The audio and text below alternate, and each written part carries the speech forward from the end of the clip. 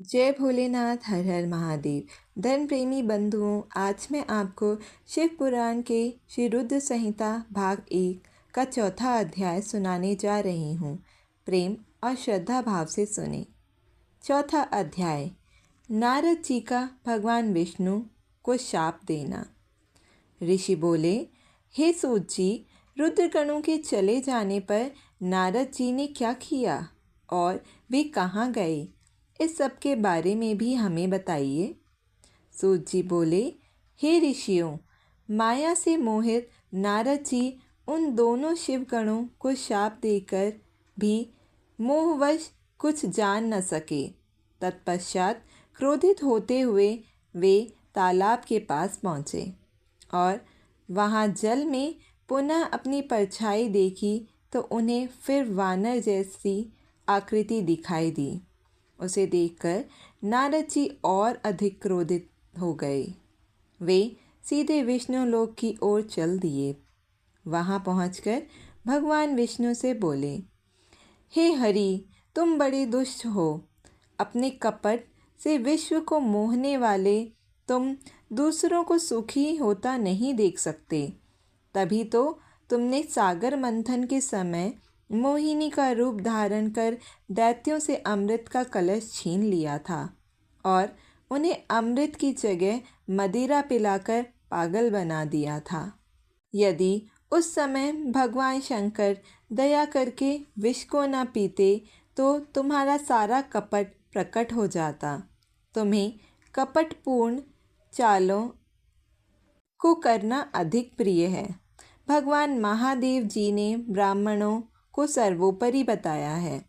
आज तुम्हें मैं ऐसी सीख दूंगा जिससे तुम फिर कभी कहीं भी ऐसा कार्य नहीं कर सकोगे। अब तक तुम्हारा किसी शक्तिशाली मनुष्य से पाला नहीं पड़ा है, इसलिए तुम निडर बने हुए हो, परंतु अब तुम्हें तुम्हारी करनी का पूरा फल मिलेगा। माया मोहित नारद जी क्रोध से खिन्न थे। वे भगवान विष्णु को शाप देते हुए बोले, विष्णु, तुमने श्री के लिए मुझे व्याकुल किया है। तुम सभी को मोह में डालते हो। तुमने राजा का रूप धारण करके मुझे छला था, इसलिए मैं तुम्हें शाप देता हूँ कि तुम्हारे जिस रूप ने कपटपूर्वक मुझे छला है, तुम्हें वही रूप मिले। तुम राजा होगे और इसी तरह स्त्री का वियोग भोगोगे, जिस तरह मैं भोग रहा हूँ। तुमने जिन वानरों के समान मेरी आकृति बना दी है, वही वानर तुम्हारी सहायता करेंगे। तुम दूसरों को स्त्री वियोग का दुख देते हो, इसलिए तुम्हें भी यही दुख भोगना पड़ेगा। तुम्हारी स्थिति अज्ञान से मोहित मनुष्य जैसी हो जाएगी। अज्ञान से मोहित नारद जी का शाप विष्णु भगवान ने स्वीकार कर लिया। तत्पश्चात उन्होंने महालीला करने वाली मोहिनी माया को समाप्त कर दिया। माया के जाते ही नारद जी का खोया हुआ ज्ञान लौट आया और उनकी बुद्धि पहले की तरह हो गई। उनकी सारी व्याकुलता चली गई तथा मन में आश्चर्य उत्पन्न हो गया। यह सब जानकर नारद जी बहुत पछताने लगे और अपने को धिक्कारते हुए भगवान विष्णु के चरणों में गिर पड़े और उनसे क्षमा मांगने लगे। नारद जी कहने लगे कि मैंने अज्ञानवश होकर और माया के कारण आपको जो शाप दे दिया है वह झूठा हो जाए। भगवान, मेरी बुद्धि खराब हो गई थी जो मैंने आपके लिए बुरे वचन अपनी ज़बान से निकाले। मैंने बहुत बड़ा पाप किया है। हे प्रभु, मुझ पर कृपा कर मुझे ऐसा कोई उपाय बताइए जिससे मेरा शाप पाप नष्ट हो जाए। कृपया मुझे प्रायश्चित का तरीका बताइए। तब श्री विष्णु ने उन्हें उठाकर मधुर वाणी में कहा, हे महर्षि, आप दुखी न हों। आप मेरे श्रेष्ठ भक्त हैं, इसमें कोई संदेह नहीं है। नारद जी, आप चिंता मत कीजिए, आप परम धन्य हैं। आपने अहंकार के वशीभूत होकर भगवान शिव की आज्ञा का पालन नहीं किया था, इसलिए उन्होंने ही आपका गर्व नष्ट करने के लिए यह लीला रची थी। वे निर्गुण और निर्विकार हैं और सत, रज और तम आदि गुणों से परे हैं। उन्होंने अपनी माया से ब्रह्मा, विष्णु और महेश तीनों रूपों को प्रकट किया है। निर्गुण अवस्था में उन्हीं का नाम शिव है। वे ही परमात्मा, महेश्वर, परब्रह्म, अविनाशी, अनंत और महादेव नामों से जाने जाते हैं। उन्हीं की आज्ञा से ब्रह्मा जी जगत के सृष्टा हुए हैं।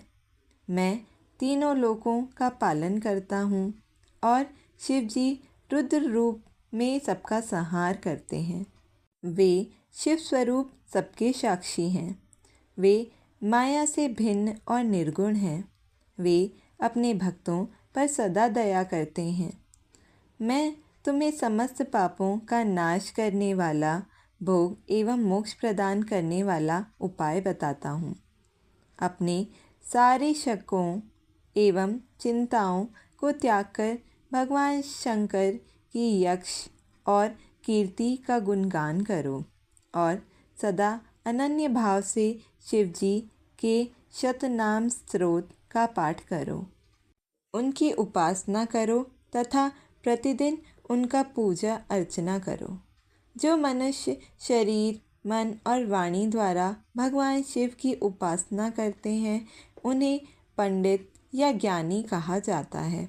जो मनुष्य शिव जी की भक्ति करते हैं, उन्हें संसार रूपी भवसागर से तत्काल मुक्ति मिल जाती है। जो लोग पाप रूपी दावानल से पीड़ित हैं, उन्हें शिव नाम रूपी अमृत का पान करना चाहिए। वेदों का पूर्ण ज्ञान प्राप्त करने के पश्चात ही ज्ञानी मनुष्यों ने शिव जी की पूजा को जन्म मरण रूपी बंधनों से मुक्त होने का सर्वश्रेष्ठ साधन बताया है। इसलिए आज से ही रोज़ भगवान शिव की कथा सुनो और कहा करो तथा उनका पूजन किया करो।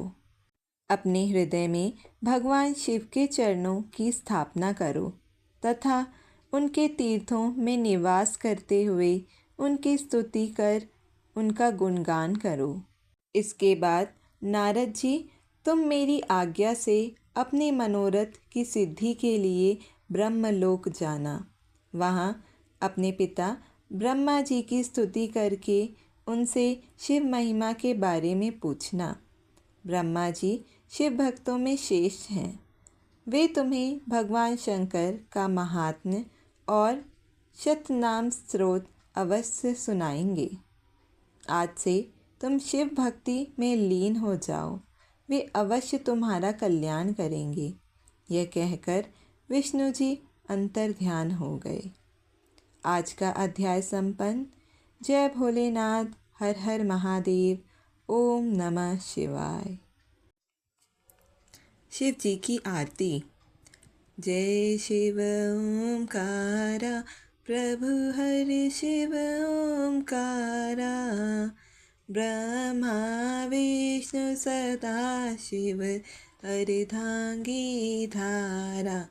ओम जय शिव ओमकारा, एकानन चतुरानन पंचानन राजे, हंसासन गरुणासन वृषवाहन साजे। ओम जय शिव ओमकारा, दो भुज चार चतुर्भुज, 10 भुज अति सोहे, तीनों रूप निरखता त्रिभुवन जन मोहे। ओम जय शिव ओमकारा, अक्षयमाला बनमाला ऋणमाला धारी, चंदन मृग मद सोहे भोले शशिधारी। ओम जय शिव ओंकारा। श्वेतांबर पीतांबर बाघांबर अंगे सनकादिक ब्रह्मादिक भूतादिक संगे। ओम जय शिव ओंकारा। कर के मध्य कमंडल चक्र त्रिशूल धरता जग करता जग भरता जग पालन करता। ओम जय शिव ओंकारा। ब्रह्मा विष्णु सदा शिव जानत अविवेका प्रणवाक्षर के मध्य ये तीनों एका। ओम जय शिव ओंकारा। श्री गुण स्वामी जी की आरती जो कोई नर गावे कहत शिवानंद स्वामी मन वांछित फल पावे। ओम जय शिव ओंकारा। तन मन धन सब कुछ है तेरा स्वामी सब कुछ है तेरा। तेरा तुझको अर्पण क्या लागे मेरा। ओम जय शिव ओंकारा। जय शिव ओंकारा। प्रभु हर शिव ओंकारा। ब्रह्मा विष्णु सदा शिव अर्धांगी धारा। ओम जय शिव ओंकारा। प्रभु हर शिव ओंकारा। बोलो शंकर भगवान की जय। बोलो उमापति महादेव की जय। हर हर महादेव। हर हर महादेव।